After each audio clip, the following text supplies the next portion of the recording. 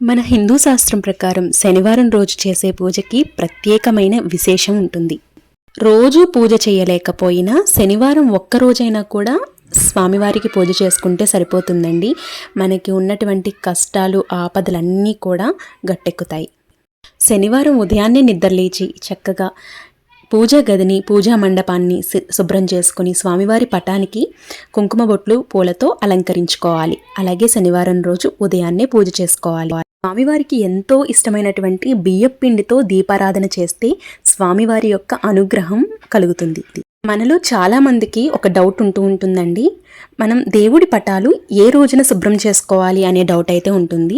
శనివారం రోజున మాత్రమే దేవుడి యొక్క పటాలు శుభ్రం చేసుకోవడం శ్రేయస్కరం. మిగిలిన రోజుల్లో కంటే శనివారం దేవుడి పటాలు శుభ్రం చేసుకుని వెంకటేశ్వర స్వామి పూజ చేస్తే పుణ్య ఫలితం దక్కుతుంది. మనలో చాలామంది శనివారం రోజున ఇత్తడి కుందుల్లో దీపారాధన చేసుకుంటూ ఉంటామండి. అయితే శనివారం రోజున ఇత్తడి కుందుల్లో దీపారాధన చేయకూడదు. పిండి దీపారాధన చాలా శ్రేయస్కరం. అది లేని పక్షంలో వెండి ఉంటే వెండి, లేదంటే ప్రమిదలు ఉంటాయి కదండి, మట్టి ప్రమిదల్లో అయినా దీపారాధన చేసుకోవచ్చు. అలాగే మనం రాగి చెంబును పెట్టుకుంటూ ఉంటాము. ప్రతిరోజు రాగి చెంబుని దేవుడి మందిరంలో పెట్టేవాళ్ళు ఉంటారు, గుమ్మం దగ్గర పెట్టేవాళ్ళు ఉంటారు. అయితే ప్రతిరోజు కూడా రాగి చెంబును పెట్టుకోవచ్చు. లేదు అంటే శనివారం రోజు మాత్రం ఖచ్చితంగా దేవుడి గదిలో ఒక మూలన రాగి చెంబు నిండుగా నీరు పోసుకుని అందులో ₹2 కాయిన్స్ వేసి పూలతో అలంకరించి పెట్టుకుంటే చాలా మంచిదన్నమాట. ఇది శనివారం రోజు పాటిస్తే అద్భుతమైన ఫలితం ఉంటుంది. అలాగే శనివారం రోజున స్వామివారికి ఎంతో ప్రీతికరమైనటువంటి పచ్చ కర్పూర హారతిని నీరాజనం ఇవ్వాలి. స్వామివారికి పచ్చ కర్పూరం అంటే చాలా ప్రీతండి, కాబట్టి పచ్చ కర్పూరంతో హారతిని ఇవ్వాలి. శనివారం నాడు ఎట్టి పరిస్థితుల్లోనూ నూనె కొనకూడదు.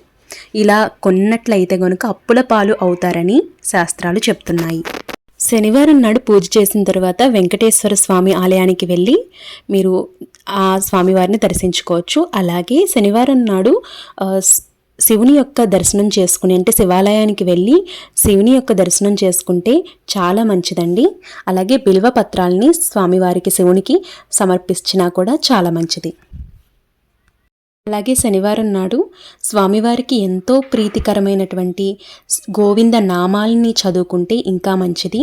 అలాగే శనివారం నాడు స్వామివారి యొక్క అష్టోత్తరాలు చదువుకొని పూజ చేసుకుంటే చాలా మంచిదన్నమాట. అయితే ఈ పూజ తెల్లవారుజామునే చేస్తే చాలా మంచిదండి. ప్రతి శనివారం కూడా తెల్లవారుజామునే పూజ అనేది చేసుకుంటే చాలా మంచిది. లేని పక్షంలో సాయంత్రం వేళలో కూడా మీరు పూజ అనేది చేసుకోవచ్చు. స్వామివారికి పూజ చేసినప్పుడు కనీసం ఒక్కటైనా కూడా తులసి దళాన్ని ఉంచి పూజ చేస్తే చాలా మంచిదన్నమాట.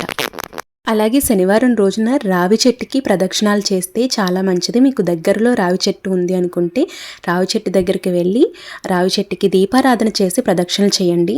చాలా మంచి ఫలితం ఉంటుంది. స్వామివారిని నమ్మకంతో పూజిస్తే స్వామివారు మన కష్టాలన్నీ కూడా తీరుస్తారండి. అలాగే మనకి ఏకాగ్రతని, బుద్ధిని ఇస్తారు.